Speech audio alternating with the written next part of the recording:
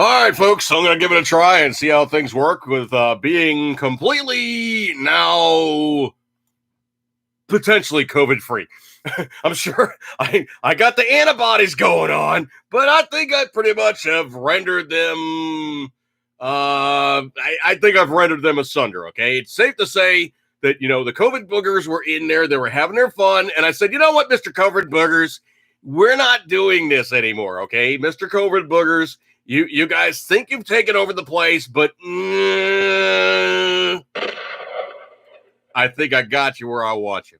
All right. So anyway, I have now taken the COVID and placed them securely. No zone. No zone.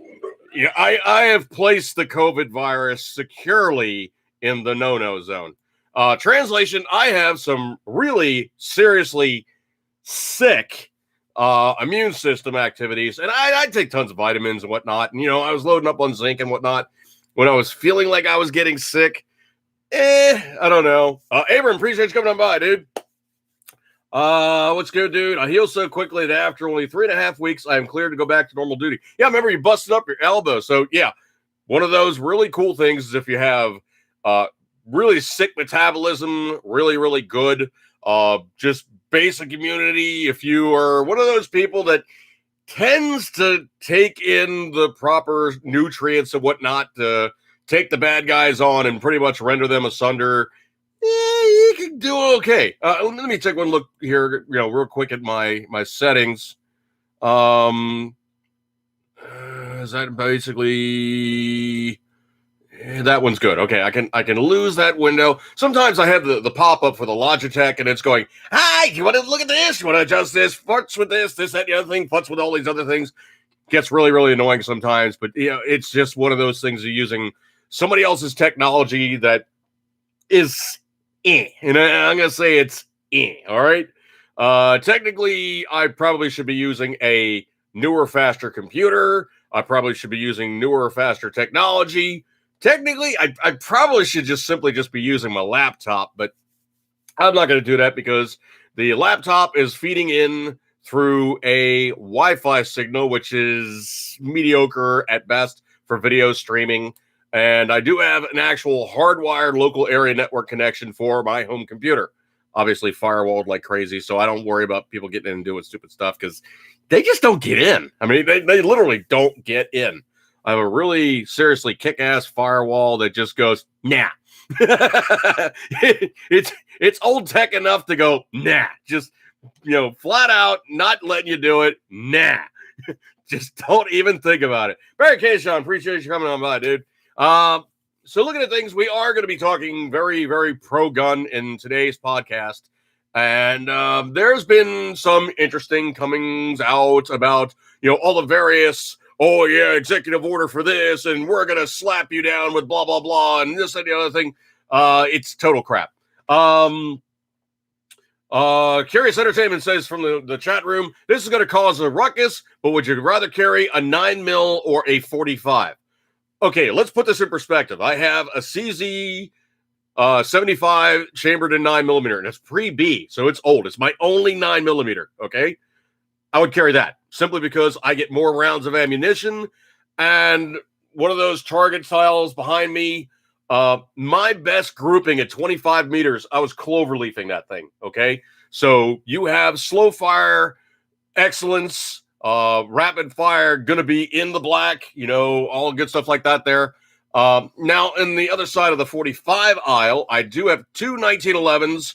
I do have a SIG P220, and those are my 45s. I really don't shoot 45 a whole hell of a lot for the very simple reason is you pretty much can almost get 3 rounds of 9mm down the pipe for the price of 1 round of 45.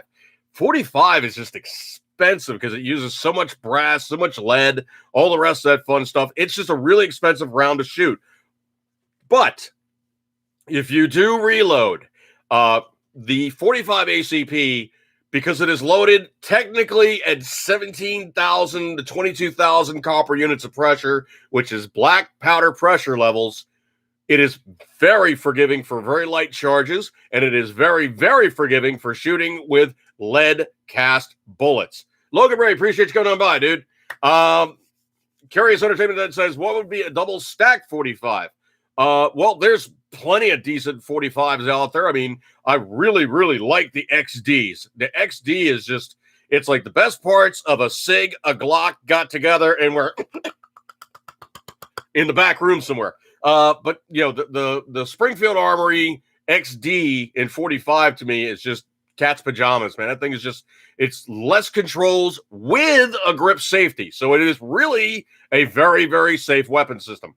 Druthers, it's a chunky little spud, man. It's like you basically took like the big ass slide profile of a SIG and just said, let's just stick that on top of a Glock. Blunk. So you basically have like this 2x4 on top of a not small pistol to begin with. And it is a chunky little spud. That said, it's an excellent, excellent weapon. And if you get the medium aspect one, not the full length slide, not the miniature guy, but the medium size, it is a very easy carry piece. I do rather like the Glock 21s, and it is, you know, just an eminently quantifiably excellent weapon. The only downside with the Glock 21 is it's not a Glock 20. I mean, I love the 10 millimeter. I've shot the 10 millimeter beside 45. And the only thing I really could notice the difference between a 10 millimeter and a 45 ACP is the 10 millimeter, just, it's fast. I mean, you can basically, you know, 45 ACP be like dunk dunk for like a doubles. You know, you're doing double taps like dunk dunk. 10 mils like dink. I mean, it's exceedingly fast for the second shots. It is very, very quick in the recoil. The slide velocity is very, very high. So it moves quick. It's not snappy like a 9 millimeter. It just kind of just rolls. It's a nice, gentle rolling recoil to me. I thought it was an awesome, awesome pistol to shoot. And I was shooting an old Colt Delta. So I was shooting my 1911 configuration firearm right next to a 10 millimeter, 1911 configuration firearm. So basically, the only major difference was one more round with 10 millimeter, obviously the magazine capacity, but more so than anything was the fact it was so absolutely fast to rip doubles with. And the guy even owned a 10 mils looking at me going, you ever shot one of those before? It's like, no, dude, it's the first time out. This thing's freaking awesome. And he's like, okay, obviously you know what you're doing with a 1911. It's like, yeah, I do. I basically have been playing with the thing exclusively. And I actually went very, very backwards in terms of firearms. I actually started out with a 1911. So I started out with a single action automatic and then transitioned to a single action, double action automatic, and obviously then transitioned to revolvers. And, I do have revolvers, so, case in point, I'll pull out the Smitty here. And obviously, I'm sure, YouTube will be very, very disheartened with this one, but this one is perfectly safe, okay? Because this weapon is loaded, okay? This one is safe to handle. If it was unloaded, it would not be safe because it would be completely unusable. This one, of course, being a 8 3/8, 6.17 Smith & Wesson 22 long rifle. If this doesn't get it done, I'm going to give him the gun, okay? Because I know for a fact I can cloverleaf this thing at 25 meters. No problem. It works. Also known as proper gun handling. I'm doing everything way correctly, which I should. So the other thing, too, is also just sheer size of this thing. I mean, you're basically looking at this massive tube swinging around. Of course, it's stainless. You can't miss it. That's one of the other things I'm counting on is, the fact that, big silver revolver probably is going to put a hurting on me, even if it is a 22. I mean, if I'm zapping somebody in the face, they're going down, okay? You don't just nail somebody with a 22 and they just go, that kind of stung a little bit. No, okay? Even out of an 8 3/8 barrel, I'm probably getting about maybe 1,000 to 1,100 feet per second, okay? It's definitely going to leave a dent. And that thing's loaded with hollow points, so it's not going to go far into the cranium, but make a nice little healthy splash, okay? The human cranium is not that thick, especially if you're shooting for eye sockets. You're basically talking something equivalent to like an eggshell. So you're not really encountering a lot of stuff to really throw things off the path and slow things down. I mean, the human aqueous chamber, also known as your eyeball, it's not a whole hell of a lot of resistance, okay? And if I'm going to zap somebody, I'm shooting for what is known in the sniper parlance as the T-zone. That would be the eyes and the bridge of the nose. So you're going to put it through the sinuses. You're going to put it through the eye sockets. Minimal resistance. Don't shoot at the forehead, okay? I mean, I've heard of occasions where somebody actually shrugged off a 357. Literally, the guy was engaging a cop. The cop ran up to the car. The guy was either trying to run him over or pulled his own piece. The cop was a highway patrolman at the time carrying a Smith & Wesson, either a 586 or a 27. I forget which one it was, but he was carrying a not small 357, probably 4 or 6 inch barrel on the thing. I forget what it was. And he zapped the guy. And he hit him like square in the head. The bullet just went, dug a groove across his forehead, and the guy goes, ow! And, of course, he took him out of the fight because, he basically got almost like sledgehammered to the forehead, but he shrugged off a direct hit from a 357 to his head. The human head is a lot harder than people give it credit for. It's a pretty interesting piece of technology there. So let me look over here in the room. Cali Shotgun, also known as Abrams, have I seen the Para Arms 1911? They are huge. Yeah, well, the thing is also they've actually designed those in such a way that the frame, the fore and aft on the frame is really not that much bigger. It's wide. It's actually, to me, in my hand, the Para Arms feels a whole heck of a lot, pretty much just like a big-ass high power. Now, when you look at it, the really generically cool thing about 1911s is 2 screws. You pull off the grips. You can put all these other kind of cool grips on there. And it is like scads of people making grips for 1911s that look cool, sterling silver or polymer or like, pictures underneath like clear polymer and all kinds of other cool technique stuff, Kydex and the like. I mean, there's bazillions of things for those things. And you do 2 screws and it pops right off. It's a really easy piece of plastic that just, boom, it's on there. Conversely, on the Para Arms, because it is such a big grip, the grip panel itself is like a credit card. I mean, it's so thin that really it's just kind of covering, the metal part, so it's not so uncomfortable to hold. That said, I actually have very large palms. My fingers aren't very long, but I have very large palms. For me to hold a Desert Eagle is not uncomfortable. For me to hold a Kunin 1911 357 pistol is not uncomfortable, but they are big beasts. When they had the other ones out, the Grizzly Win Mags, the 45 Win Magnums and the 357 Win Magnums and 9mm Win Magnums, the grip on those things was absolutely massive. But literally all it is they took a 1911 and they split it at the grip and they just went, stretched it out so it fitted a longer cartridge. As a matter of fact, a lot of the components that work in the 1911 will work in the Grizzly Win Mags because, they're basically, not the Wildy, but the Grizzly Win Mags, which is basically just a big 1911. Now, conversely, looking at all these things and how they're put together, no matter what you do, and this is actually one of the things I used to do when I worked in gun stores years ago, is I would have a woman come in going, yeah, which gun do you recommend? It's like, this is going to be very, very subjective, ma'am. Pick up every single thing that you can find here, put it in your hand, which one feels good.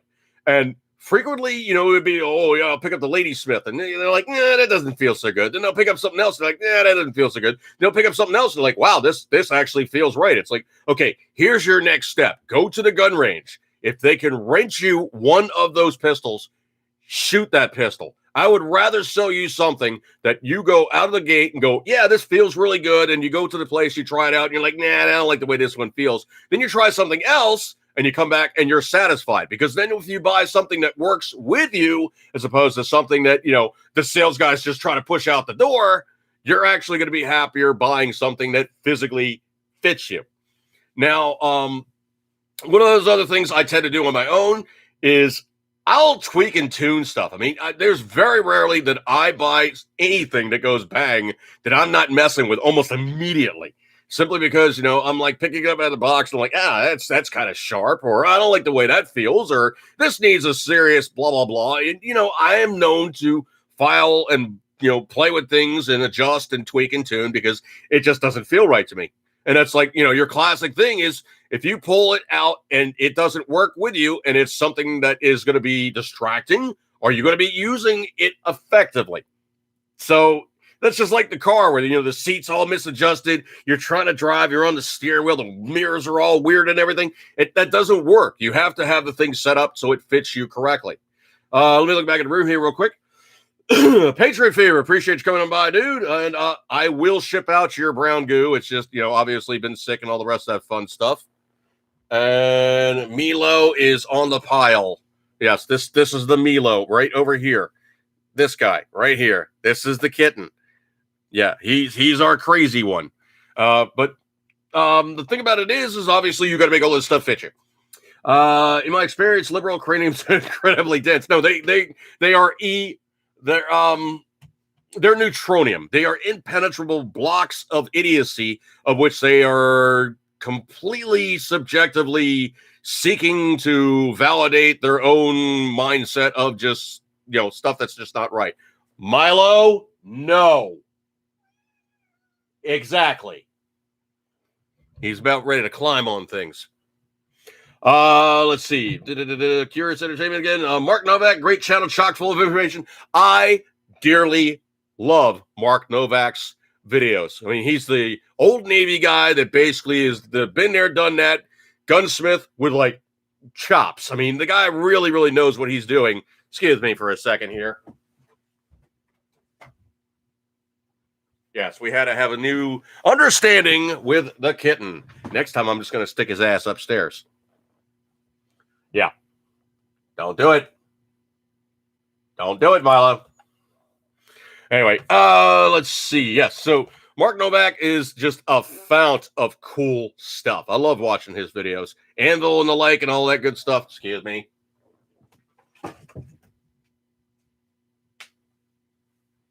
You're going to get it. Major distractions. Anyway, so let's see. Anvil Gunsmithing is the channel name. Absolutely, the Anvil. And he was actually a component of another channel. I think it was like CNR Arsenal or something like that. And that's another YouTube channel that he broke off from. I think it was just a case of, he was like, I want to do more gunsmithing versus like, just talking about all these old guns and everything.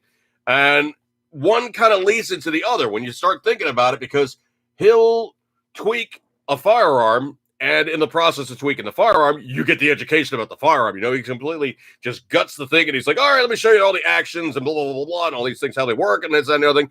All awesome stuff. I love his content, and anybody gunsmithing is definitely going to be cool. Mr. Milo? No. You are pushing it. Page review. Thanks, dude. We'll ship the Frumply burgers as soon as possible. Okay, thanks.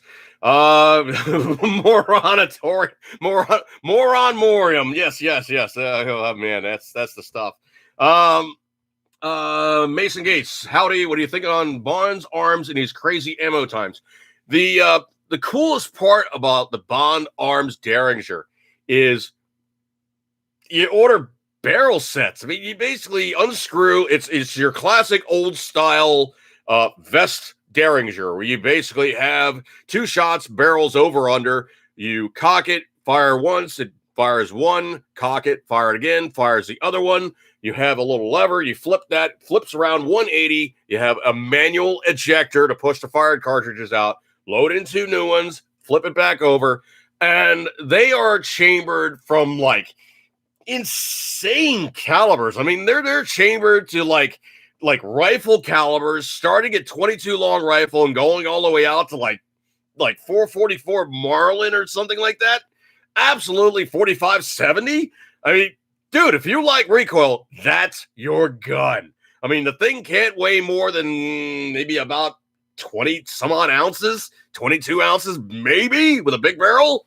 And you're shooting a 45 ACP, 405 grain bullet at like, in rifle specs, like 1800 feet per second. It's going to leave a mark, man. That's definitely one of those things that'd be like, that's really cool. You shoot it. I'm not going to do that. You shoot it. And I have shot pistol grip 12 gauges before. And one of my friends had a Savage Stevens 67, put a pistol grip on it. And so we took it out. We went out to the pits, like around my friend's farms years ago. And so we're shooting this thing. And he basically had field load. So it was like, number 4 buck or, number 7 shot or something. And he's like, hey, I'm going to try a load of buckshot. And it was like, he went like this. It was like, click, click, bang, ow. It's like, that bad? He goes, it hurts. It hurts. He's like, oh, okay, I'm going to do that once. I'm going to try one slug. He tried one slug, and it was like, chick, chick, boom. And it was like the recoil. He just went and literally went like this. I was like, so what do you think? He's like, I think I broke my wrist. It's like, all right, let me give it a try. And I tried it myself, and I think I did a couple of rounds of buckshot, and I did one slug. And it's one of those cases of like when you go out and you shoot like crazy with like, heavy recoiling weapons, and you have like all the micro fractures and your wrist feels really funky for a while. I literally felt like that for like about a week and a half, where everything was just kind of like going, nah, dude, no, don't do that again. And I can tell you for a fact that a pistol grip 12 gauge with like hot loads, ow. And those, those like, the pistol grip TAC 13s and stuff, I would shoot that thing only with reduced recoil loads. Holy crap, man. I don't care if it does have like, the plow handle grip on whatnot, and that's supposed to be nice for recoil. No, it's going to hurt on both ends. And, that's the other thing too, is also you start looking at the ballistics of a short barreled shotgun. Well, first and foremost, it's really a close-up and personal weapon system, because anytime you shoot any amount of multiple projectile rounds out of the thing, and I do mean like, like basically just like a standard shot load, it opens up this much at this distance. And then you get like, more beyond like 10 yards, and the thing's just going to be, you basically just grab a handful of salt and just run up to the guy and just throw it at him, okay? I mean, yeah, you're probably going to hit him a couple times, but the pattern is going to be so spread out. It's really just not going to be advantageous to utilize something like that, because it's not even choked in the slightest. It's really just pretty much you're just going, you're sneezing the rounds out. Let me look back in the room here. Let's see.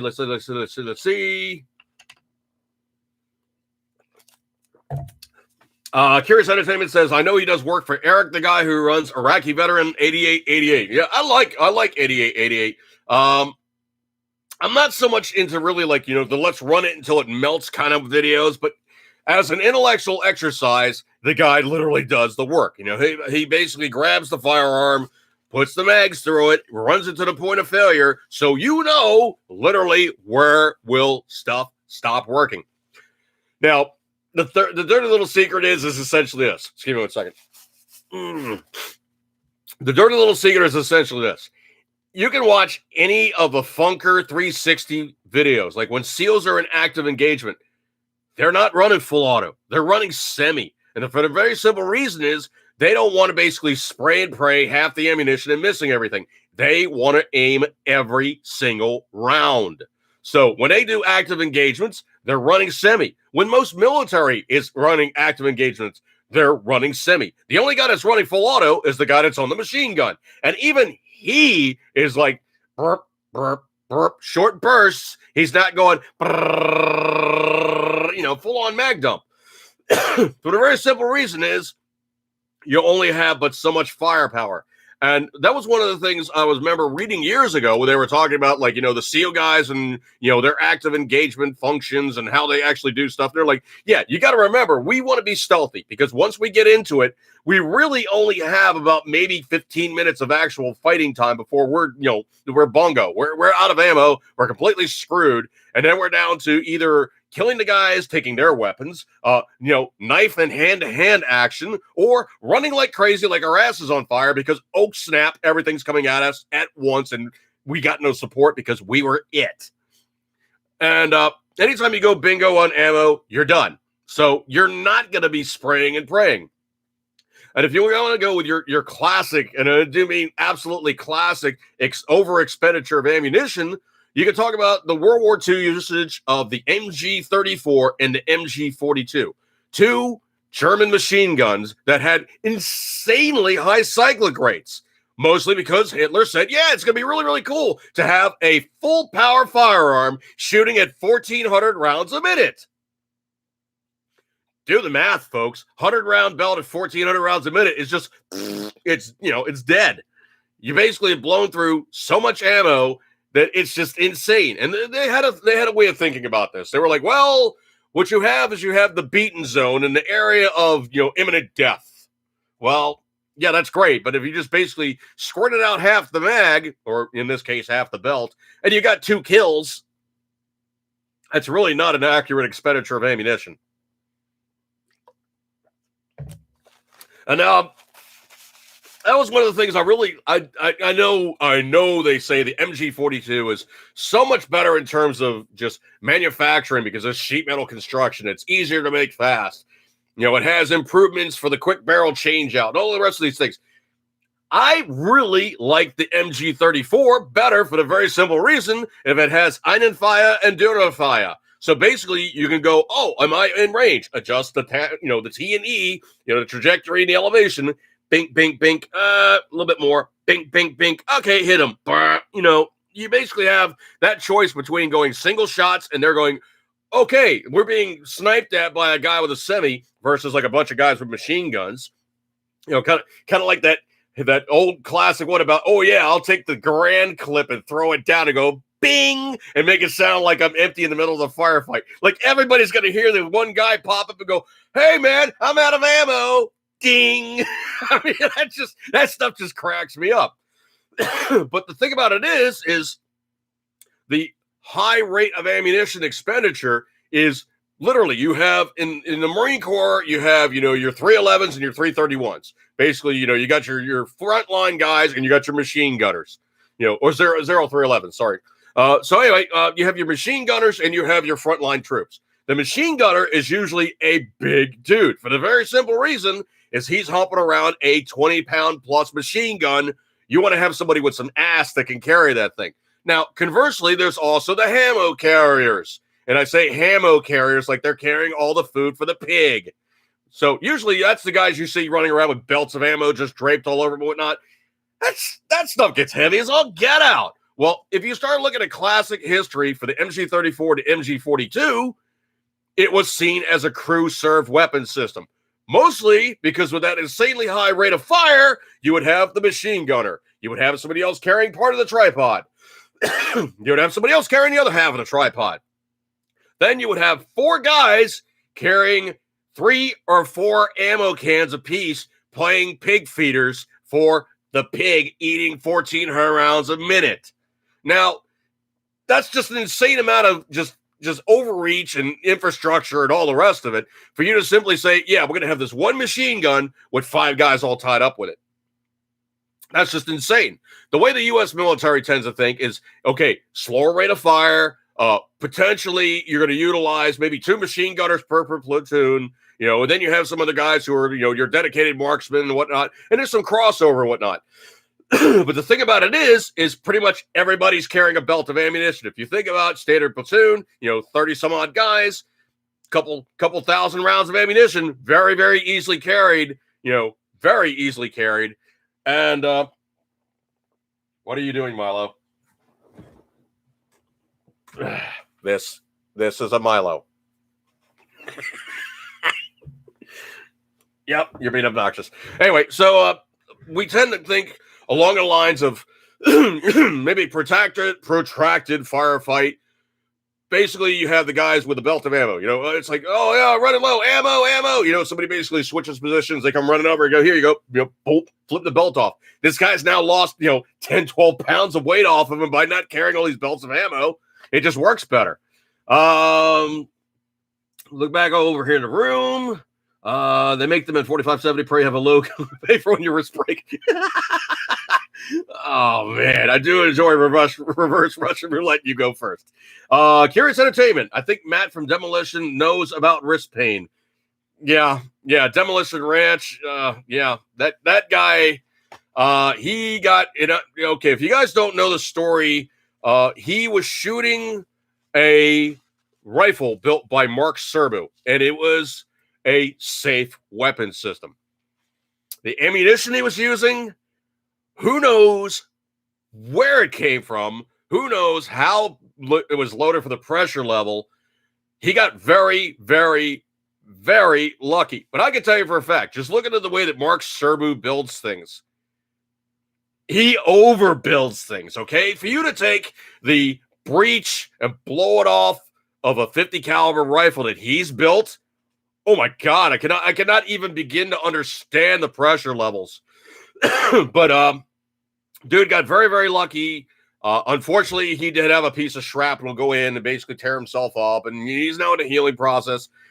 But I thought it was really kind of annoying that somebody else put out a video and they're like, don't go full Grebner. And I'm not going to name the channel name, but you can look the video up if you so choose. And I do like the channel that actually put that out. And yes, I was around for when, Tex Grebner did the, oh, snap, I shot myself. Trust me, I was all over YouTube. I'm still all over YouTube. And I was around for all that stuff. What Matt did at not Demolition Ranch, at Kentucky Ballistics. I'm sorry, Kentucky Ballistics. What he did was he basically fired an unknown quantity cartridge in an otherwise safe firing scenario, and he got bit. So literally it was a case of him shooting unknown quantity ammo that just almost did it permanent. And the thing about it is you if you're in a situation like that, you gotta know what you're playing with, okay? If you're messing with ammo sourcing, you better know that it's the real stuff. If you're messing around with something like Ralphus rounds or like armor-piercing incendiary tracer, these are not standard ammunition loadings, okay? These are some really speciously, potentially really nasty little wicked things when they go pop. Most especially the Ralphus round. Now, if you guys don't know what a Ralphus round is, that is an armor-piercing incendiary explosive round. So literally when you look inside this thing, it's the bullet jacket. It's a penetrator tip. It's tracer this. It's RDX explosive. It's got some other goodies in there to add to the bang. When you see a Ralphus round hit a piece of steel, it isn't just bing, poke a hole. It's bing, poke a hole, pop. And if you really happen to have something flammable around there, it's going to get lit up because that's what it's intended to do as an armor-piercing incendiary round. Potentially light explosive. I would tend to think it's about a third of a grenade because that round is loaded. It's not exactly the easy stuff to play with either because they're really expensive. Last time I priced out Ralphus rounds, they were somewhere in the order of $60 to $150 each. Now, considering I don't play around with the 50 BMG, and I really have no real inkling to mess with the 50 BMG, but I do have friends with 50 BMGs, I potentially know more than a little bit than the everyman because you got to have this knowledge if you're ever encountering a situation where you need to be, second man up on the Mondoose or second man up on the Barrett or second man up on the, the other 50 caliber firearm, that you need to identify what these rounds are before they're going downrange or potentially popping you in the face. And that's one of those things that people really, truly don't even think about is sheer power level. When you look at a 50 caliber BMG, essentially what it is, it's equivalent to 10 or 12 30-06s all at once. So you're talking a 600 grain bullet at about 2,800 feet per second, which sounds remarkably like a 30 caliber 30-06 150 grain bullet at 2,800 feet per second. Yeah, John Browning said this is a good cartridge. I'll just make it bigger. So that's where he came up with the Mondoose. Now, the thing about it is sheer power level for a 50 caliber BMG, it is an insanely powerful cartridge. So when things go wrong, it is never pretty. And that's one of those things that really has been like a good motivation for people to really, take the time with the Mondoose. Excuse me. There's a couple things you got to do with a Mondoose. When you're taking it apart and clean it, put it back together, there's two things you got to make sure of. Number one, headspace has got to be locked in. You get a special gauge, you put it in there, click, click, adjust, bing, bing, bing. The other one you have to do is you have to adjust the timing. You have to make sure the bolt closes at the appropriate time before the striker hits the primer. So if it's going off prematurely, it's not locked up. Things are going to go wrong. You may as well have had the barrel screwed in way too tight, too much headspace, too little headspace. Things go wrong. Now, the revision on the Ma Deuce has been in a situation as such as that the headspace is either adjustable or not adjustable, and the timing is adjustable or not adjustable, thus removing two things that most of your snuffies, grunts, or ground pounders can't get wrong. Always good things whenever you unsoldier something from being soldiered. When you make something that's safer, it's never, ever a bad thing. And any time that you're talking about something that's been around for over 100 years, yeah, the Ma Deuce has been in constant service for about 100 years now, and it still kicks ass. So they've actually come up with better ways to make an old idea work good again. And the headspace and the timing on a Ma Deuce, if you get it wrong, two things are going to happen. Number one, you're going to pop a cartridge. Okay, that's annoying as hell. You're going to have to open up the, everything and pull out all the guts and clean out all the crap and blah, blah, blah, blah, blah. Number two, and I've heard of this one happening. Soldier put it together. Soldier didn't do a good job putting it together. Soldier messed up either the headspace or the timing and was standing behind the Ma Deuce. In the position that he was standing above the Ma Deuce. So I gotta stand up to show you this one. So basically, Ma Deuce is on tripod.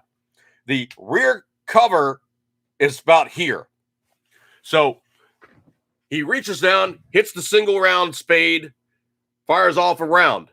Now, if you guys know anything about the Ma Deuce, the bolt coming out the back of that when it breaks and everything goes wrong, it's about the size of a water bottle. So literally, this guy went kaboosh. He's like, that didn't sound right. Well, it went kaboosh because it blew the entire bolt through the back cover, through his groin, through his ass cheek, and went ding, ding, ding, ding, ding until it bounced off a deuce and a half. Now, needless to say, this guy's kind of standing there going, that didn't seem like everything worked right or something went really wrong. And he tried to take a step and he fell over backwards and blood spraying because he clipped his femoral artery. Now, he survived. And, of course, the medics there are really, really good. They're really on the ball. And they put dude back together. And, of course, he's now okay. But I would not want to have a steel bolt going through me from a Ma Deuce for improper setup. So he got very, very, very, very lucky. And I'm sure he probably got a good talking to and remedial education on how to set up your Ma Deuce in various situations, or he got a military medical retirement because now he's jacked up. Let's see. Scroll. Let's go back into the chat room again here. Curious Entertainment said the Germans preferred the 42 to the 34 because it was simple versus complex, but it was better in tanks because of how the barrel change works. The 34 is almost stereotypical of German engineering. Yeah, but I like having identify on identifier. It's just fun. That was Kentucky Ballistics, obviously. Thank you. Any thoughts on Brandon Herrera's AK-50? Has been teasing on an AK chambered on 50 Beowulf.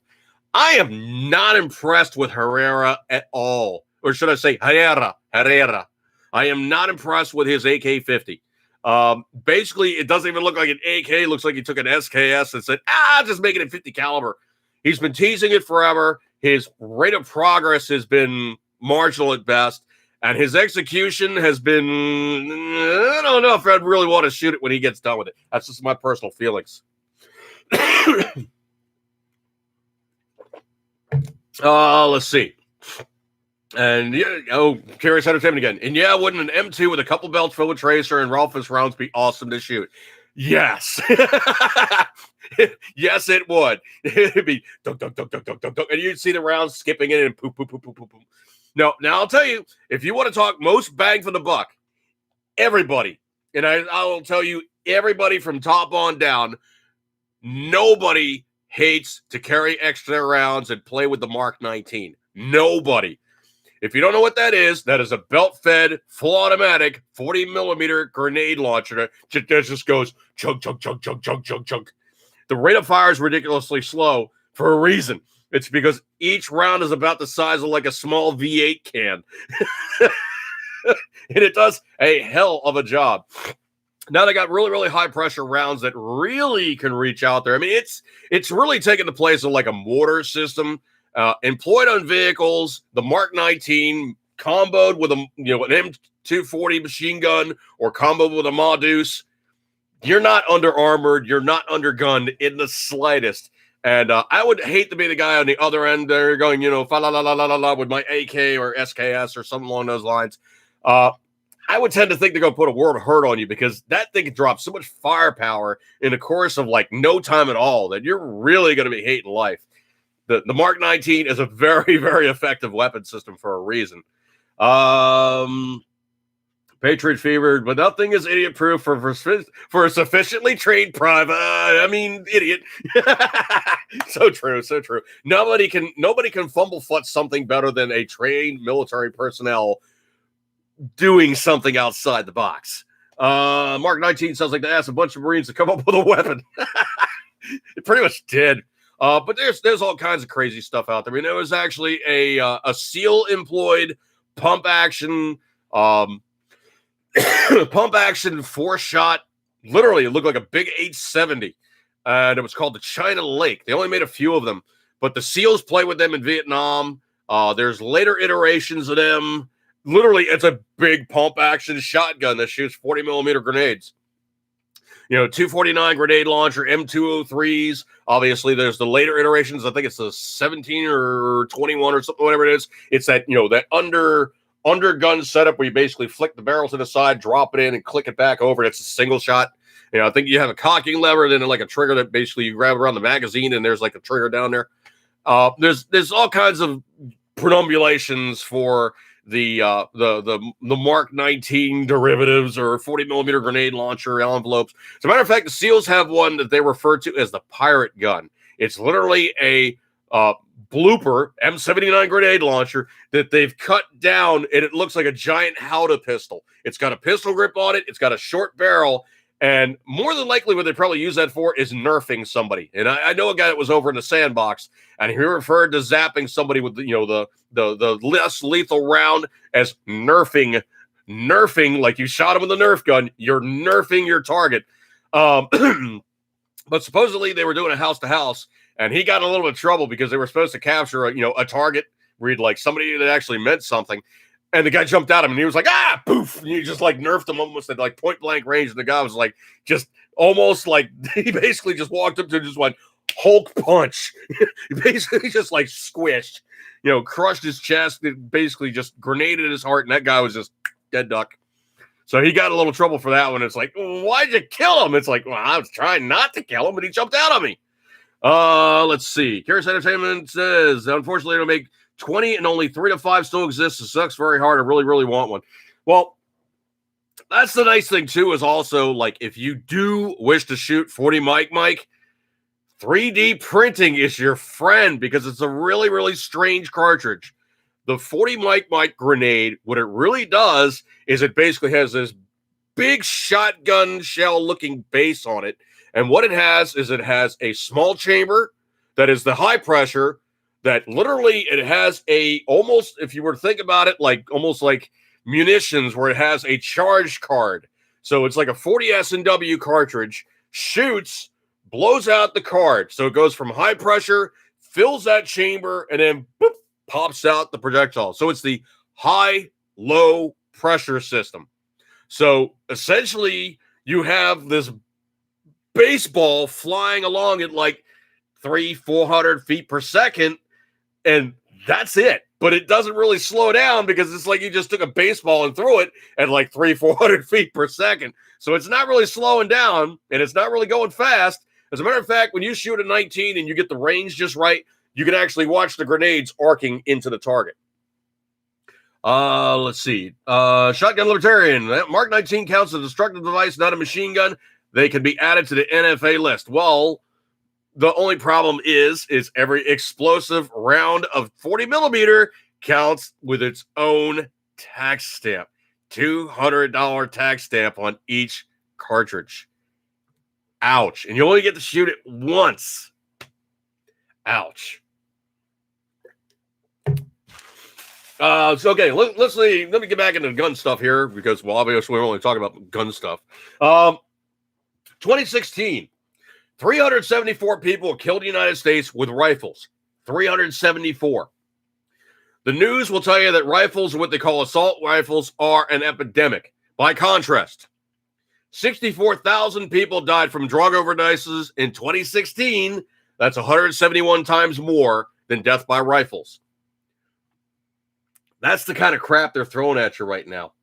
I don't know if you guys saw this or not, but the Ruger 5.7, also as that, that cute little guy that uses the FN, was that PS90 or whatever, P90 or whatever the thing is, but basically the one that has the magazine that clicks in on top, turns around, like 90 degrees and drops in the chamber.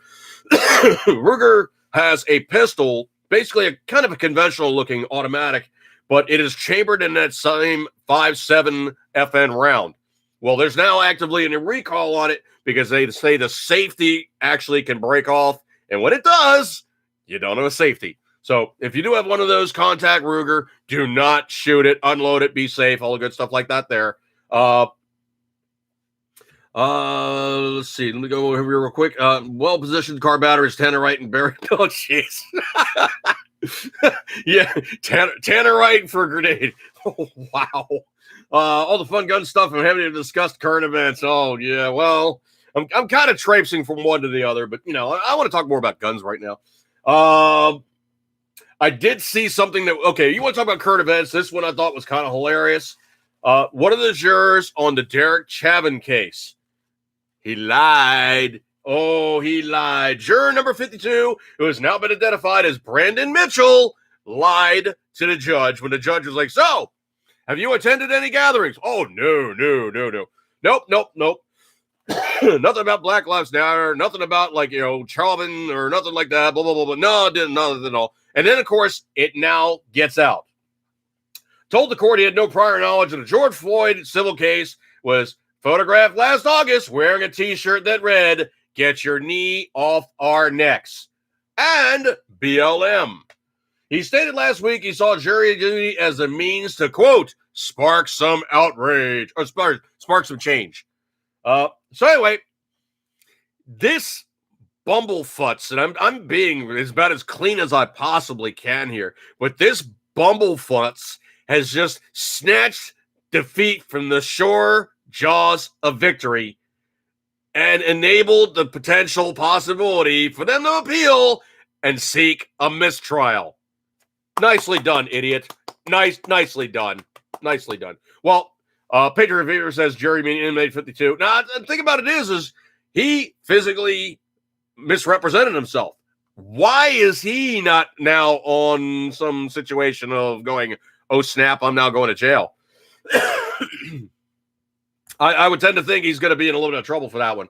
I did see something funny, and this one is classic. The company name is Lectron. So Lectron, and it's called Lectron Dock Mount with J-Hook. And it's the electric vehicle EV car charger. No. What it is this guy found this fake EV car plug adapter to stick on the side of his Jeep. So what did he do? He stuck it on the side of the cowl. So the flat fender comes out, and then you have like the transition to the hood, then you got the windshield and whatnot. You have that little section of fender that's left before you get to the door area. He stuck it on there. And he put this on there as a Instagram post. Okay, Jeepers. So I'm in college at TSU, and I noticed they have a brand new battery charger for your EV. If you plug in your EV, you don't have to buy a $250 yearly parking permit. So I decided to try something out, and it's been a month, and I haven't got caught yet. What do you guys think? And the pictures, I cannot do it justice. Dude's got his Jeep parked there. He's got the cable plugged in, and it looks legit. It looks like he's driving an EV vehicle. Now, if it was me, what he should have done is he probably should have got like one of those, HOV exempt, DOT kind of, I have the appropriate right to run around, in the you must have X amount of passengers lanes. Yeah. Oh, cool. Patriot Fever says, Little Patriot took first steps tonight, taking donations for Nerf pre-firearm training. Awesome, dude. Awesome. Yeah, Nerf training, awesome. Just watch out when the cat gets it. Ugh. Let's see. Scroll. I cannot do this one justice. It's a YouTube video. I really can't do this one justice. But supposedly there was a situation where you had the Russian cops were going to do a bust on this guy, and they're going on and on about Putin's got this and the hypersonic missiles and all the rest.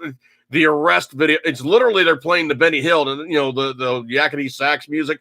I cannot do this justice. I have it on my Gab page, and I cannot do it justice. It's absolutely hilarious the snafus these guys are doing, trying to catch the guy as he's like driving away, and they can't catch him.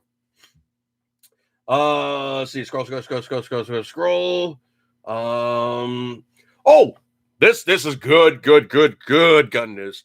Supposedly the situation is that they're going in the White House about, we're gonna do executive orders and we got all this stuff coming down the pike, and you guys can't stop us in the Senate and the Congress.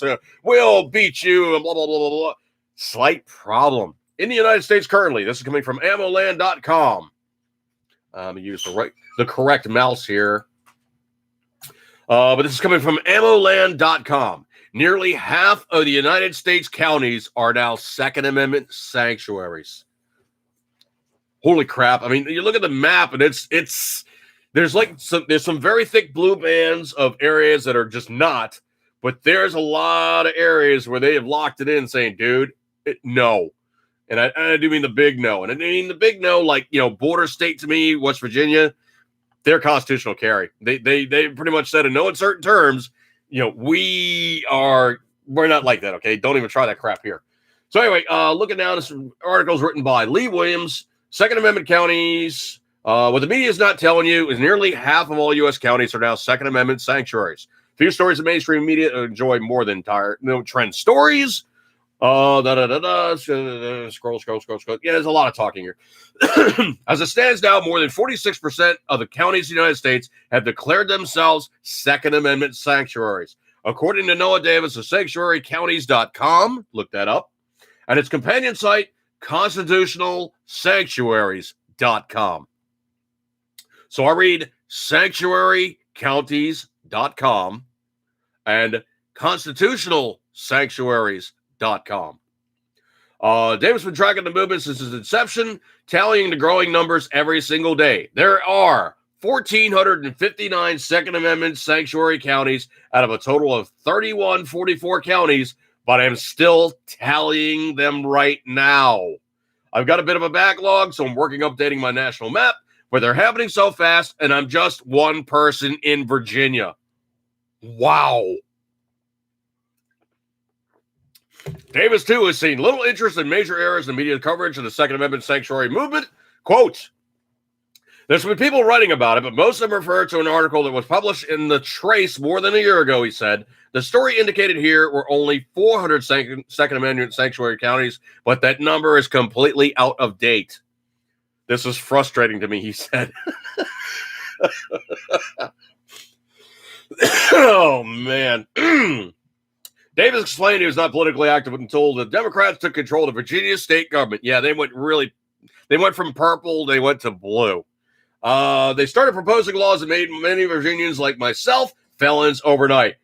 I started looking for ways to fight back. Within a few months, he said more than 95% of Virginia's counties had declared themselves Second Amendment sanctuaries, and then the movement was copied in Kentucky and Michigan. After that, it just took off, he said.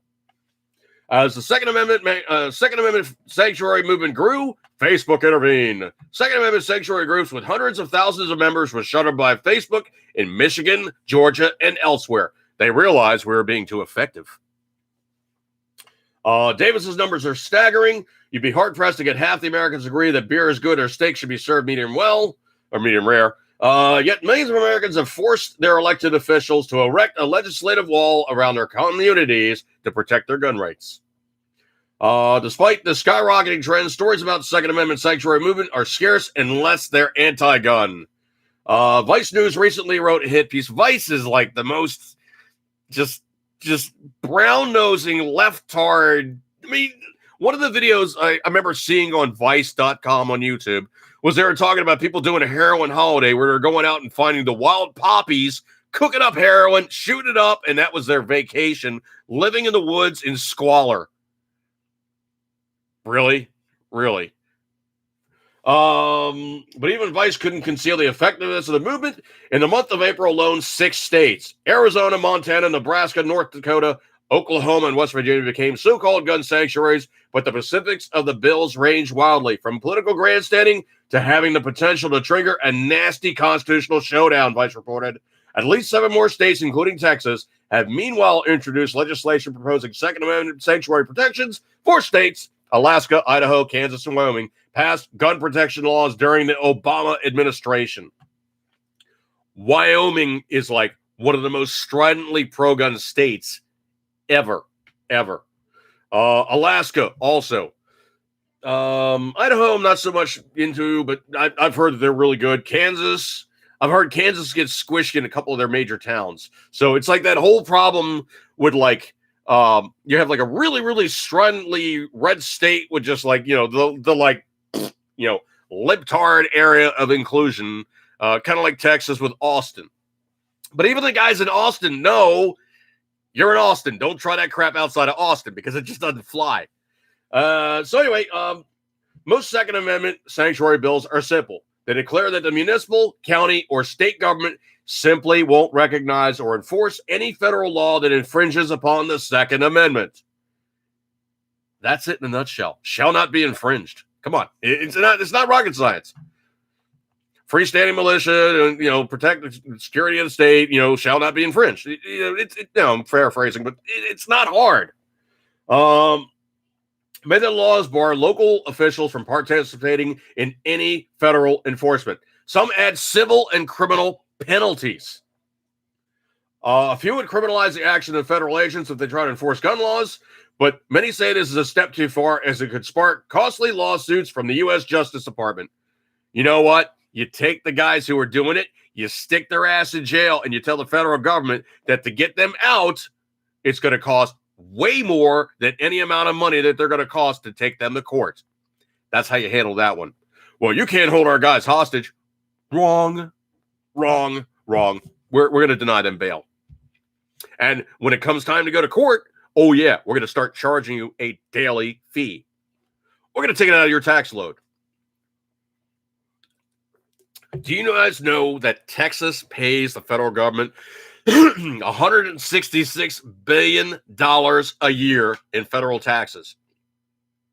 Income tax, $166 billion. They get back 26. In terms of the population of that state, it's California, Texas, New York. So the third most populous state in the union, no, second most populous state in the union, spitting out tons of cash, not getting much back. There's times where I really just wish Texas would just say, you know what? Bye. Done with you. Because the thing about it is Texas, if they were freed of the shackles of the United States government, they don't really need the federal government. If you think about it, they have the Gulf. So they got ocean. They can go out anytime they wish to. Oh, yeah. They have their own mint. Oh, yeah. They also have NASA. Oh, yeah. They've also got SpaceX. Oh, yeah. What else do they have? Oh, they've also got an international border with a country that eats and takes a lot of stuff back from us. They share the border with Mexico. I mean, come on. If you want to really play hardball here, it's like, okay, fine. What are you going to do? You going to take them through California? Oh, okay. Take them through California. And California, of course, is basically going to be California. And of course, they're going to ruin the process because that's what California does. They just don't work effectively. So anyway, cruise on over here again. This is going to be one of those social things that really, oh crap. I'm doing it again, aren't I? It's going to be one of those social things. Yeah. So anyway, it's going to be a societal epic of, oh, geez. Yeah. Sound guy does this when I do my Rush Limbaugh. So anyway, societal evolution. Don't play it again, dude. Don't. Anyway, Governor DeSantis, and this is Florida, and Montana have both said we're tired of this sitting on your ass, collecting unemployment. Not really gonna feel like we're beholden to do these things for you anymore. Okay, you guys are getting too much graft. You get too much cake. You're getting too much graft. You get too much cake. You're being... Well, you cost too much, okay? There's no reason in the world why you guys should go, okay, let me do the math. $15 an hour at 40 hours is $600. Ooh, unemployment, $635.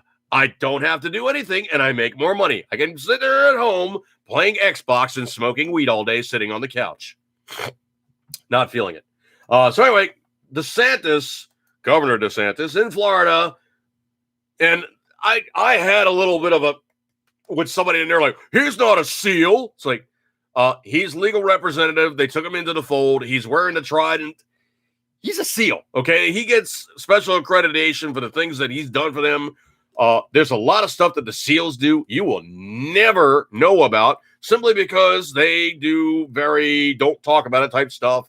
Very secured operations and whatnot. He's gotten special accreditations, and DeSantis, I'm sure, before he got out of the U.S. Navy, had security clearances that were just like redonkulous.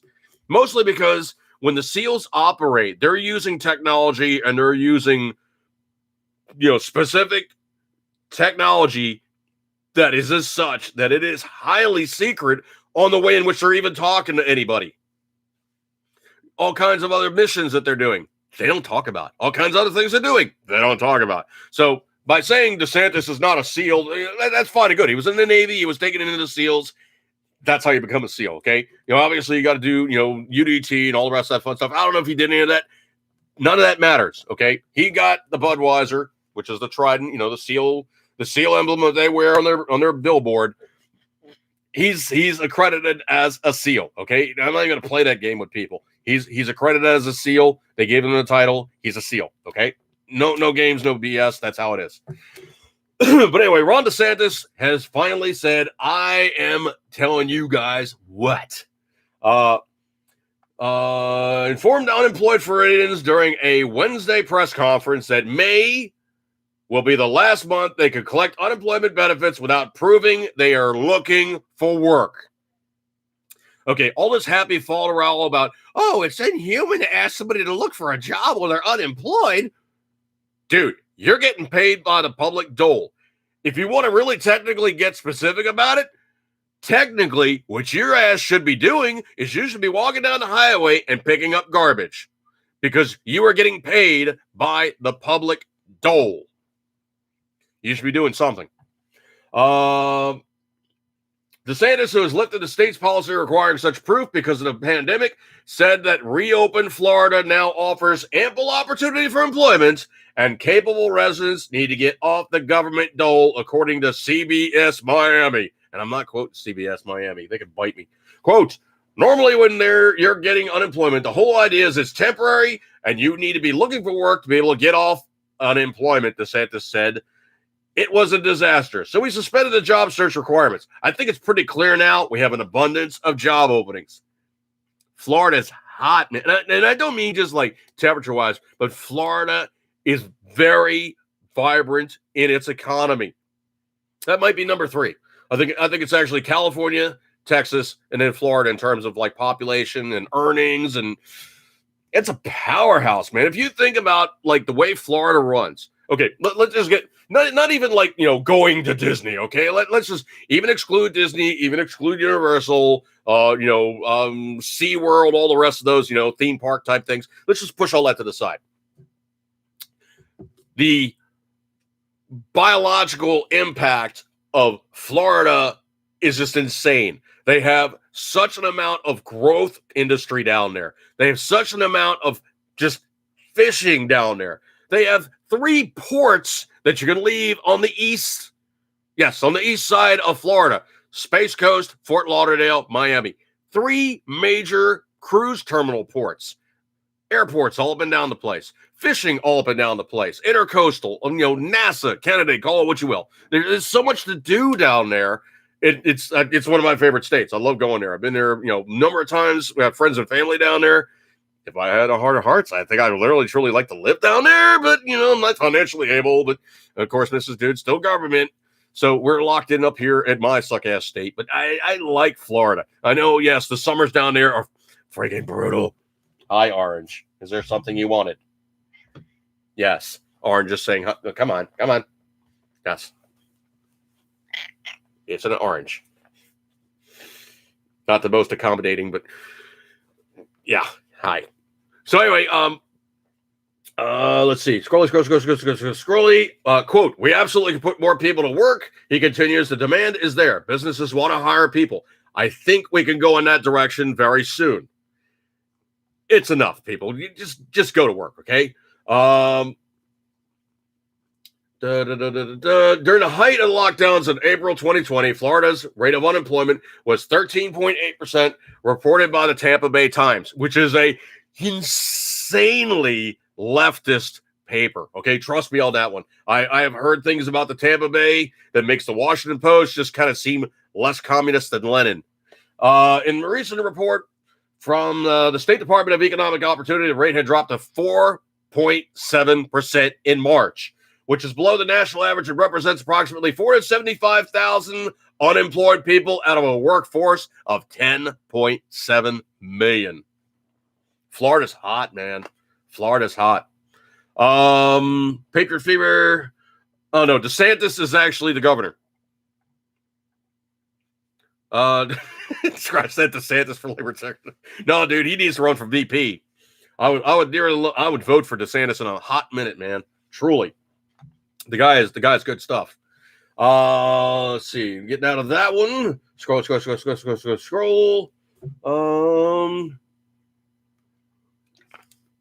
This is another societal thing. Don't play it, sound guy. Another thing is societal evolution. Supposedly, a teacher got in trouble because he walked up to a kid and told him to turn off crappy mumble rap, call it what you will. But it was an Olathe, I think it's Olathe, Kansas. Coach faces potential termination after allegedly used a racial slur while telling his basketball team's only black athlete to turn off his music. Yeah, turn off that mumble rap crap. I'm sure it's probably something along the lines of what he said. But Pete Flood, coach of the Olathe North High School, a suburban Kansas City school, was placed on administrative leave Friday, according to the Olathe School District. His suspension came shortly after the student's father posted on social media about the alleged interaction between Flood and his son. Quote, we are appalled by the remarks made by the Olathe North head basketball or baseball coach and thoroughly investigated the situation, the school district said on a statement Friday. The staff member has been placed on administrative leave, and a recommendation for immediate termination has been submitted to the Board of Education. The comments made are absolutely unacceptable. We don't know what the comment was, but I'm sure it's probably something along the lines of like, turn off that bougie crap. I'm tired of listening to it. Or maybe we're just tired of listening to hearing crappy music that sounds like a bunch of brain-dead morons mumble rapping dumbass lyrics where every third word is the N-word. Patriot Fever says, did I see the pastor? Yes. The Polish pastor in Canada got busted. Now, did you hear what happened before that? Is they said, no matter how you have to do it, make this guy an example. Grab him up, make him pay for making us look bad on the interwebs. Oof. Yeah, bad juju, man. If I was that pastor, I would pretty much tell the Canadians to get stuffed. And there's now a GoFundMe or something along those lines for his legal funds. I hope this guy takes them to court, and I hope he beats the snot out of them for religious persecution where the cops broke the law. There is laws in place in Canada where you may not interrupt an active religious occasion. And supposedly they did it during Easter, which is the high holidays of the Christian faith. Canada really is doing this Marxist thing where they are trying to step all over conservatives or step all over Christians and trying to prove out the fact that Marxism and socialism is so much better than that pesky, nasty, icky, yucky, gross Christianity. Bad stuff, man. Bad stuff. Anytime you start doing this religious persecution things, man, nothing good can come from it. Let's see.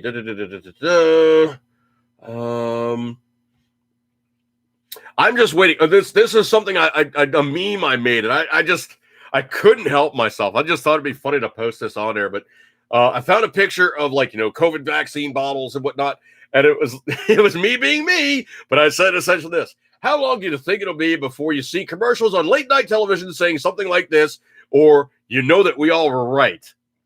Are you or has someone in your household received the COVID vaccine now suffering from chronic illness, including cancer and other life-threatening diseases? Call the law firm of Bloss&Allis, blah, blah, blah, and blah, blah, blah. Yeah.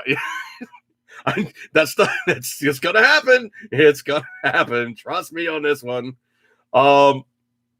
This one was posted by Ben Shapiro.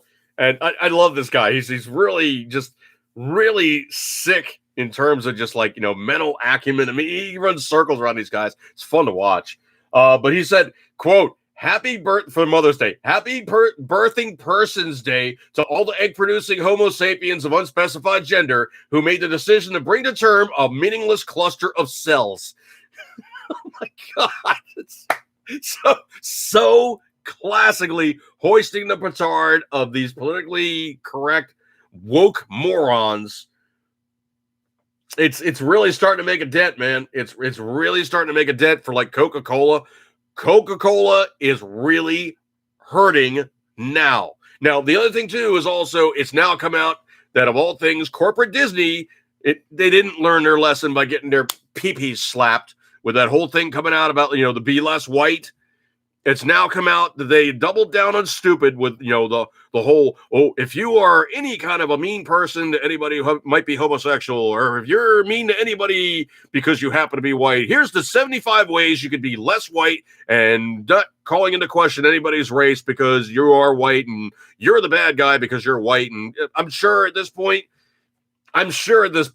Walt Disney is spinning in his grave at probably about 15,000 RPMs like a gyroscope. And he's probably building up his own gravitational force. Wow. Just wow. That's all I got to say about that one.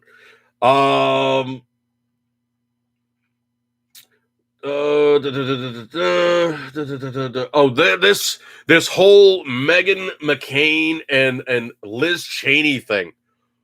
If there's anybody who was more irrelevant than those two women for the Republican National Committee, they don't exist. John McCain was never, ever anything but a strident, aisle-crossing, rhino suck-up to the Democrats who would, at any opportunity, undercut anything from anybody conservative at a moment's notice. I had absolutely no respect for the man when he was alive, and I have even less respect for him now that he's gone. Pedro Fever, Mitt Romney, he's very close second. He just got censored big time. The guys in Utah are getting sick of Romney.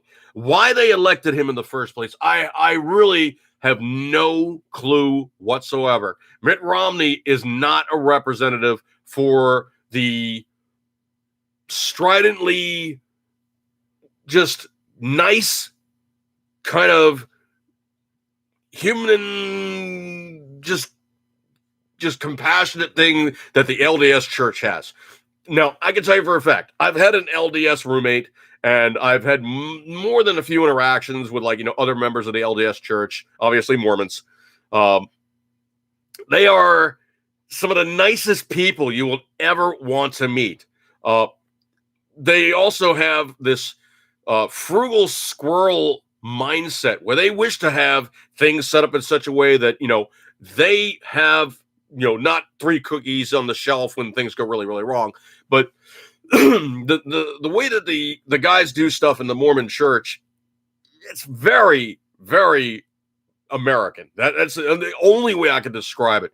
They wish to have themselves set up in such a way that they don't need to be beholden to others, but yet they are not afraid to share their wealth or their surplus, or, they're just genuinely good people.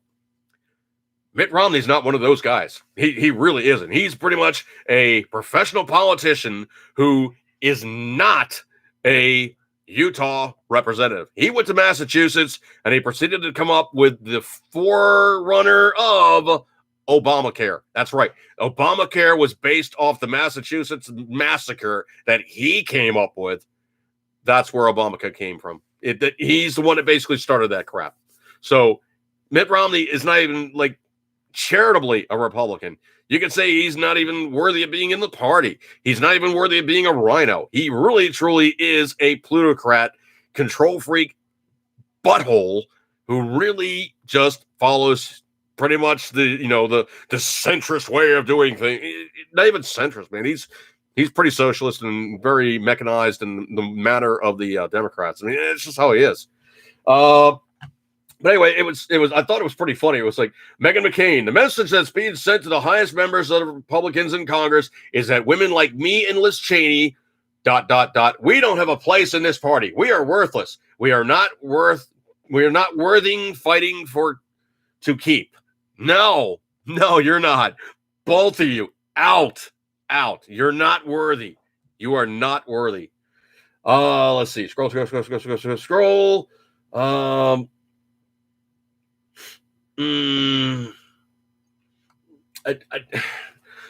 of the memes don't translate. There is one that I've been seeing other people using, and I glommed onto it immediately, and I said, this right here. And it's the Val Kilmer character from Tombstone standing, kind of doing like a Neapolitan,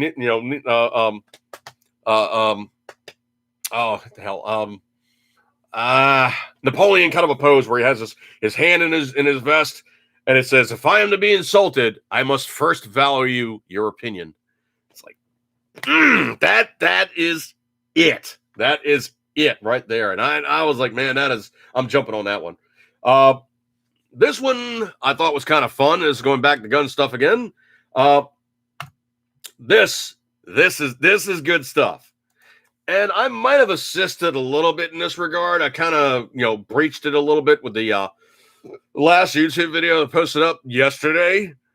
But I might have broached it just a little. I'll give you guys a little bit of a sneak peek. But we're not talking about the What Would Do project. But I thought it was prudent that I pretty much. Well, I got to enable. I have to enable. Okay? I just can't do things differently. I have to enable. But anyway, April 2021, and I contributed 2 of that.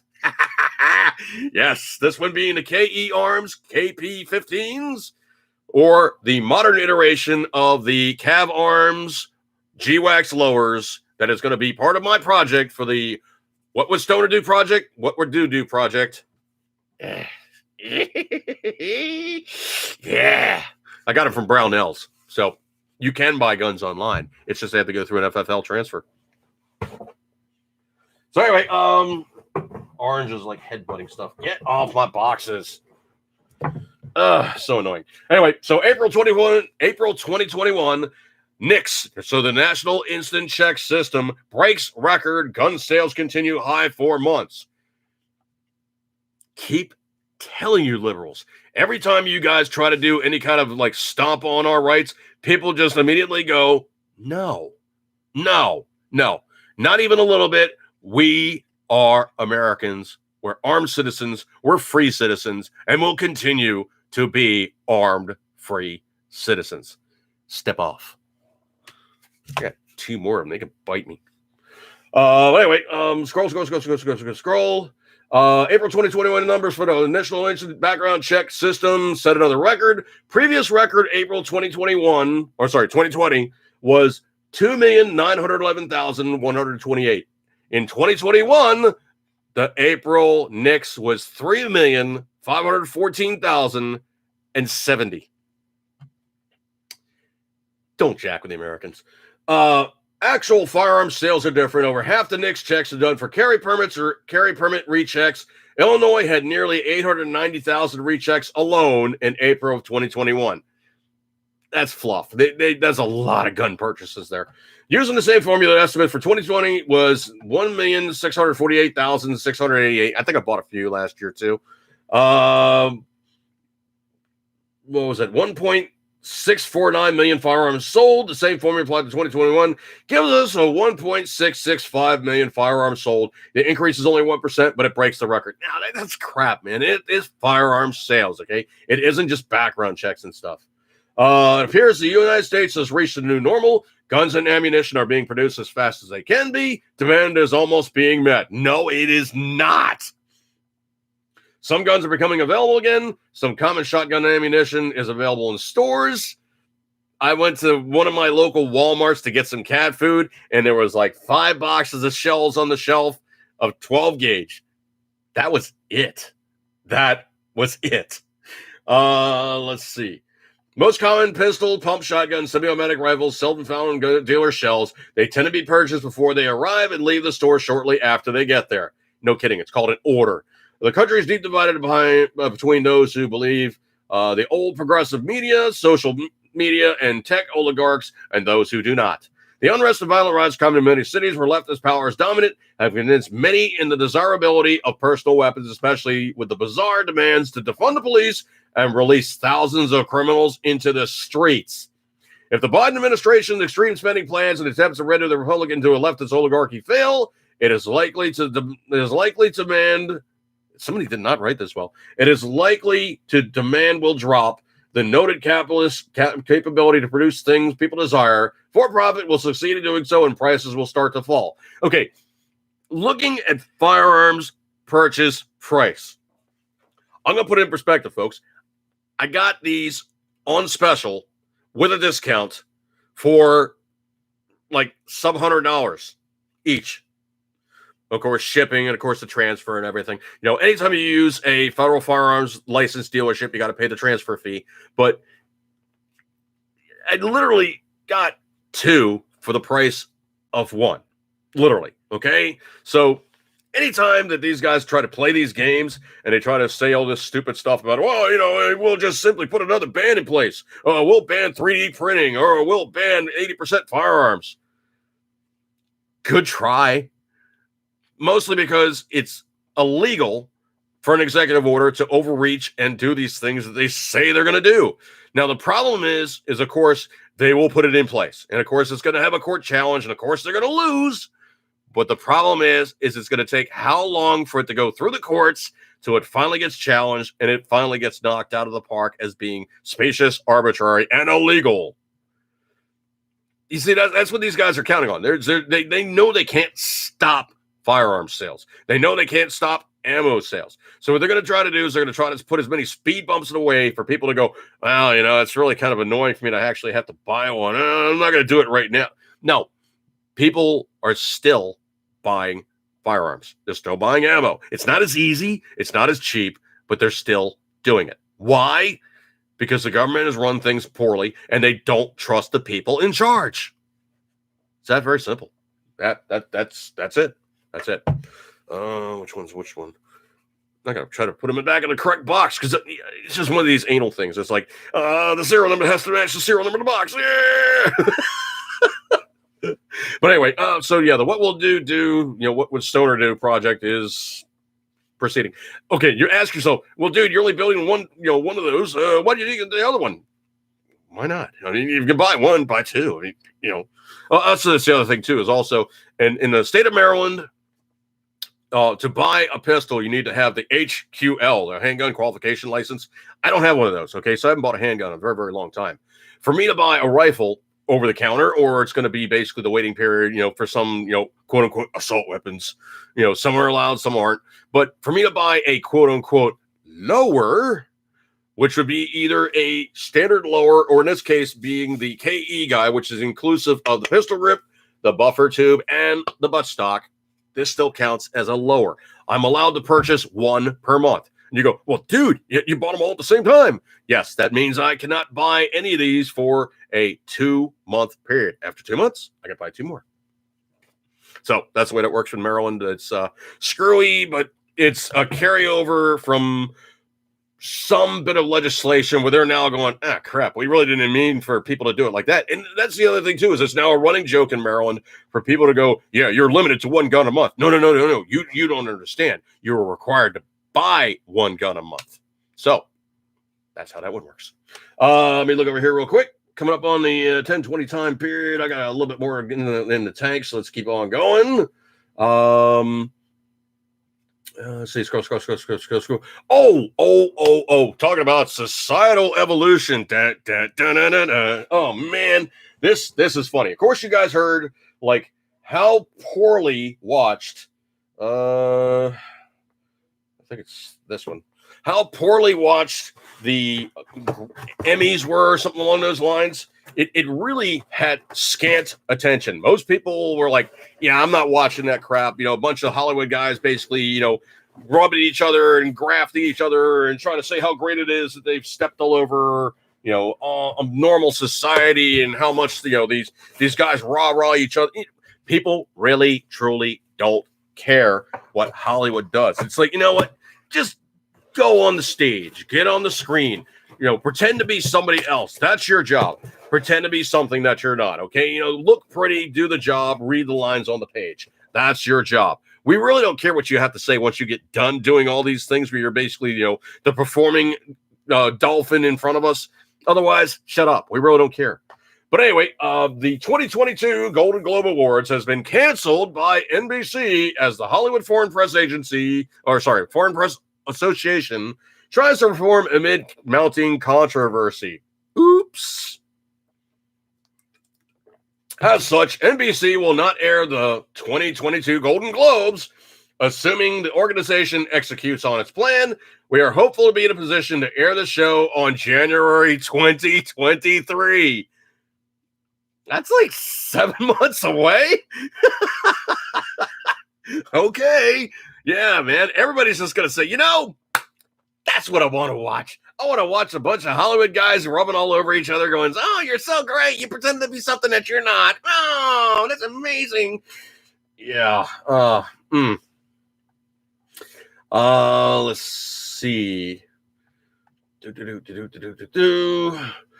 know if you guys caught up about this one or not, but Twitter has permanently suspended the account of a Republican running to challenge Representative Ilhan Omar. This is from KTLA.com, and there's a link and whatnot, but I just thought it was cool to grab the screen grab that somebody else screen grabbed and stick it on mine as a new screen grab.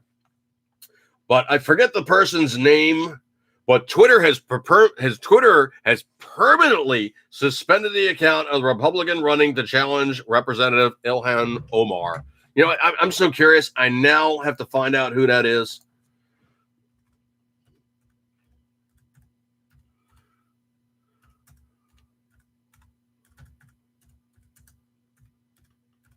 I now have to figure out who that is.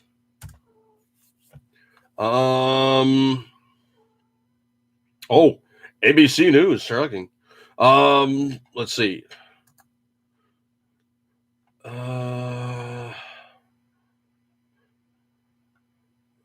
Let's see. Scroll. Okay, this is typical liberal politics 101. From NBC News, and it was talking about how much she's working, how hard it's working, how much she's being challenged. It didn't mention the other person at all.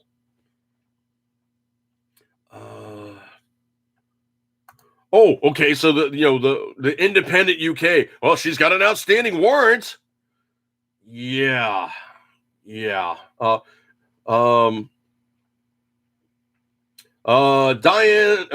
Stella, who hopes to challenge Democrat Representative Ilhan for congressional seat, has an outstanding warrant. Oh, please. How pathetic is this? How pathetic is this? How absolutely pathetic. oh well, she's got a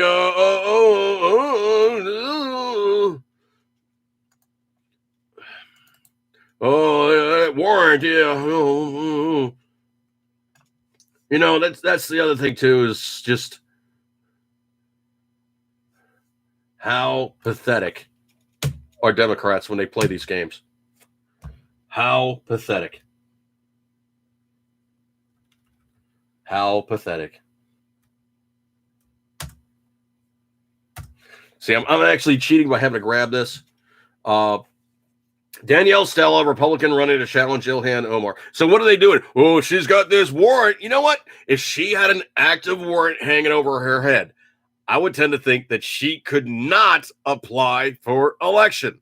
I would tend to think that it really wouldn't work in her favor for her to go, yeah, I'm going to put myself out there and I'm going to try to take down this Somali chick. Well, it needs to have happened. It's like there's like her and there's like a contingent gaggle of just really pissy Muslim, pissy females in Congress and Senate that are just they're just assholes. I mean, it's not even like, you know, they say, okay, well, we're trying to, you know, prop up the Muslim community in the United States. It's like, no, we just want to be assholes. Ugh. And on a brighter note, I gotta read this story. This one has cheered me greatly. But it says it says great things for, like, you know, just the way that liberals tend to do things, and it just blows up in their face. But supposedly this is posting up on the April 21st, so it's actually not the newest story. But supposedly CNN is losing audiences at a fast pace, and it could go under. I don't know about going under, but it's definitely not looking good for them. Now that Donald Trump is not the main focus of their coverage, CNN has been cast adrift by 50 to 60% of their viewers.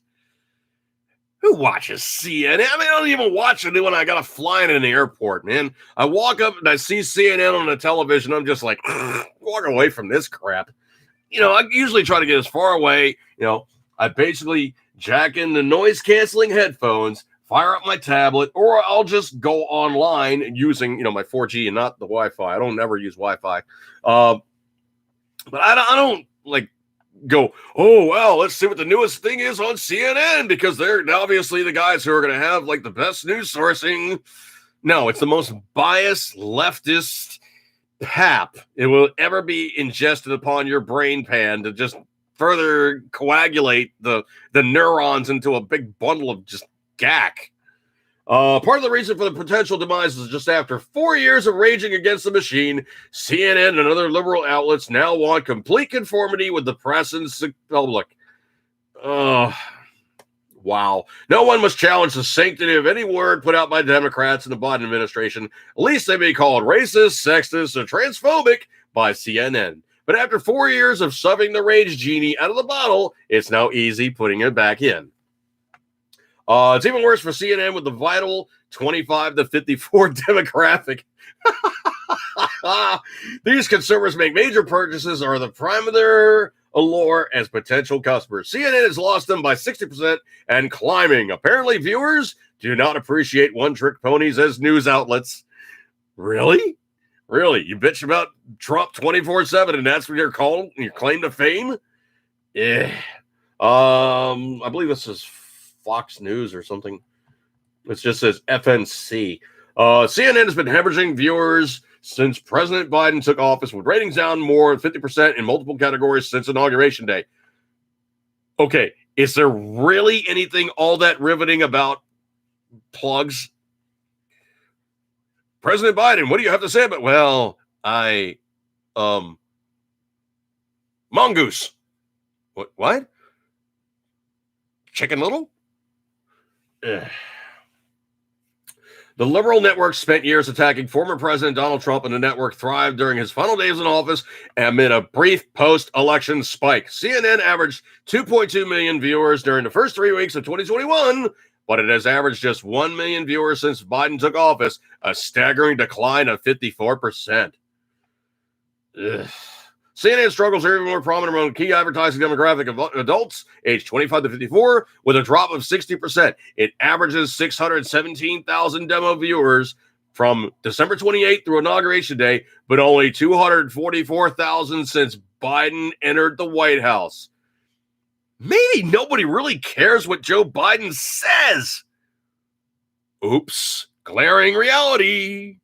Donor Rosie, DC politics has become a dumpster fire. Being a politician now is just another piece of scrap paper on the fire.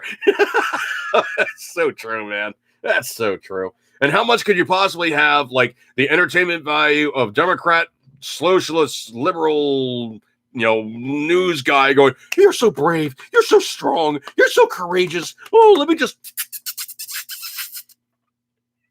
It's old, okay? It's not even entertaining, and it's just bad show. Over the same time period, CNN's primetime lineup lost 63% of its viewers among the crucial demo. Oh, boy.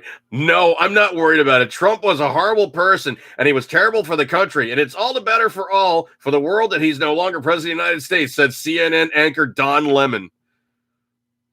Don, Bubby, suck one, you'll feel better. So if it means the cable ratings go down, I'm really not that concerned about it. No, but it might be your job, you jackass. I'd rather prefer that my ratings go down and Trump not be in office than my ratings be sky high and him be there. Dude, where the hell did you learn how to talk? That's the honest truth. Nope, he's lying. He wants both, but ratings much more. It's going to get worse for Lemon, Cooper, Kumo, and the rest of the CNN crew. Viewers are dumb, but just maybe they're beginning to wake up. Viewers are dumb? Okay, hang on a second here. The author is David Camonier. Camonier? Yeah, Kamioner. David Camonier. He looks like a nerd, okay? He looks like the guy who got duct taped to the phone pole because he's that kind of guy. He's a veteran of the U.S. Army Intelligence and honors graduate at the University of Maryland European Division. He served with Pershing. Oh, God. He served with the Pershing Nuclear Brigade in the 1st Infantry Division. Subsequent to that, he worked for 2 decades as a political consultant and was part of the American Red Cross Hurricane Katrina disaster relief effort in Louisiana, ran a homeless shelter for veterans in Philadelphia, and taught as a college instructor. He serves as a contributing editor for Life Zet. Dude, you can't write a story to save your ass. And I guarantee you were the guy who was duct taped to the pole because you're a nerd. You're obviously a nerd who really just, no, you ain't that guy. You're really not. I mean, if nothing else, he's got like a lot of things that cross over weird here. U.S. Army Intelligence. Okay, that basically means he's just somebody that's sitting in an office somewhere going, okay, information retrieval. Okay, I'm part of the interweb task force. Yeah, so basically he's a computer Rambo. An honors graduate, University of Maryland's European Division. I didn't know that UM had a European division. That basically says to me that pretty much he was looking into like what the Russians are doing or the Chinese are doing, and he was stuffed off in a room somewhere and kind of like playing like, okay, who's trying to get into what part of our stuff? Obviously, he didn't do a real good job because they actually got into a bunch of places, but I'm not impressed.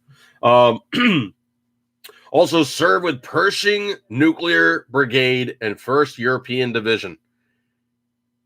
That's not Army. That's Air Force.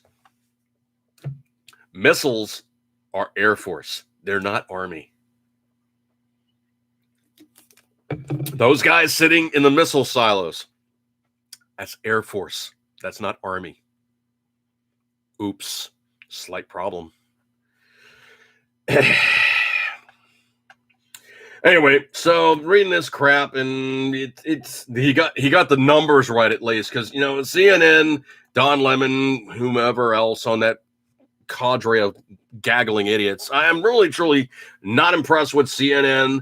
And anytime I've ever gone to the airport, it's like I'm walking through the airport and it's like, oh, CNN. Well, let me see what's going on Facebook or something. I don't even look at the television. It's just not worth my time. Down and Rosie, duct tape guy's news article. At this point, he knew he blanked up. At this point, he knew he blanked up. Actually, I think I got a clean version of that. Hang on a second. Let's see. I think I got a clean version of that. Yeah. It was at this moment that he knew he fucked up. Yep. Yeah, and that's literally when dude is like stuck to the pole and I've fallen and I can't get up. Yep. He was stuck to the pole. You know, that's one of the things I truly love sometimes about when these, screaming memeite liberals, they mess with former service guys who are bikers, and the bikers are like, oh, that's it, man. we're done with you. And then you find dude the next day and he's duct taped to something, and then he's really duct taped to something. And he's basically like sideways on some wall or something. If you use 3 rolls of duct tape and he's holding like a big dildo. Those are the guys with a really good sense of humor because they could have done so much more to dude. And that was the worst they did to him was stick him to a wall. And it's like, you know what? We're just going to make a public figure of just humorous snarkiness on your behalf. All right, folks, coming on 10:30 time period, actually ran really long. And I'm amazed my voice hung out. And I'm really truly amazed my voice hung out. I mean, because I've been coughing up hairballs and everything else and all the rest of that fun COVID stuff. And literally, okay, let me give you the 5-second nuance of what COVID was for me. Literally, it was like, basically, I knew I was getting sick, so started scarfing down the zinc pills. Obviously, that didn't work, so it wasn't a cold, wasn't the flu. Got tested, found out it was COVID, and basically, for me, truly, what it was very much like having the flu. Now, the funny thing is, one of my friends, we got the same version. I mean, we literally were comparing notes, and it's like, okay, did you this, that, and the other thing? Yeah. How about you? Well, yeah, I did that too. We're going back and forth. Literally, what it was pretty much a flu where we spiked fevers, had insane night sweats. Wake up, and it's like, you're soaked, the blanket's soaked, pillows soaked, everything's just drenched. And literally, that was the case of like the first week or so. Then that tailed off. The whole time you're coughing a lot. You're coughing up all kinds of gack and whatnot. So obviously, it was respiratory. Obviously, it was an infection. Obviously, it was like, did I need to get any pills? No, I literally did not treat it with any form of pharmacology. The only thing I did was my standard regimen of, lots of vitamins, my daily meds, obviously, because I'm a heart patient, all the rest of that fun stuff. But technically, it was no worse for me than me getting the flu. Obviously, my own immune system was badass enough to kick its ass, send it down the road. A little bit of coughing now, still sense of smell is still a bit off, but it's coming back. It's really just like sinuses and everything are just like, all plugged up and everything is starting to come back. But that was literally the worst of it. Pretty much was about 50% smell, 50% taste. And obviously the coughing, the flu-like symptoms and whatnot. It was not something that I was going to go, oh my word, I need to go into the oxygen tent. Oh, I got to go on the breather. Oh, I need to this, that, and the other thing. I got the form that pretty much I just kicked his tail. Yes? You kicked his tail too. Well, no, she got the juice. She got the juice. Mrs. Dude got the Rendemavir or something like that. Resdemavir or something.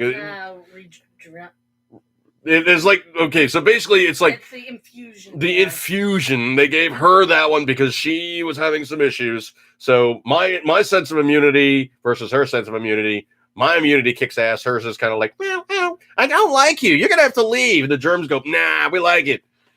But anyway, so she got the what would be technically akin to like Tamiflu. And what it does is it basically just makes it such that the virus obviously can't replicate. So it dies off. So she got that one, which was an intravenous infusion. I wrote it out and kicked its ass, and that's just her immunity sucks.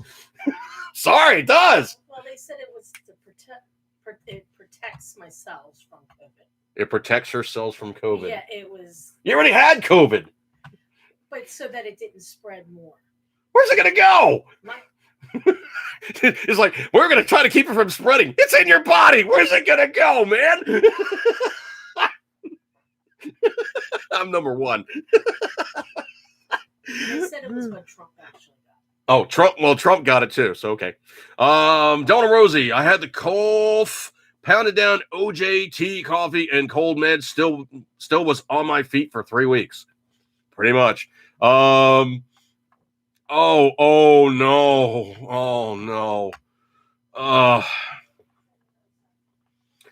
Delaware Rosie also says the USAF switched out their missileers from male to female to keep from getting gov money for being woke. Keep getting gov money for being woke. Have Rosie the Riveter on their shoulder. What the hell does Rosie the Riveter have to do with missiles? I'm gonna ride. Oh, I would have feel the power. Maybe they should have put Rosie the Riveter with a giant dildo, and that would have been on point. There you go. All right. So anyway, looking at things now, coming on the 1 hour and 46-minute time period. So wow, we really ran long tonight. Appreciate your time. You guys hung out with me like I usually say. Twitter 80SPCC. Obviously, you guys got me here at 80s Podcast Channel live on YouTube, Facebook. How many days do I have left on Facebook? Let's do a quick tally. How many days do I have left on Facebook? I literally ran a 30-day. I got out of Facebook jail for 5 days. Then I posted a picture that was basically Mark Zuckerberg in a Brokeback Mountain kind of a pose.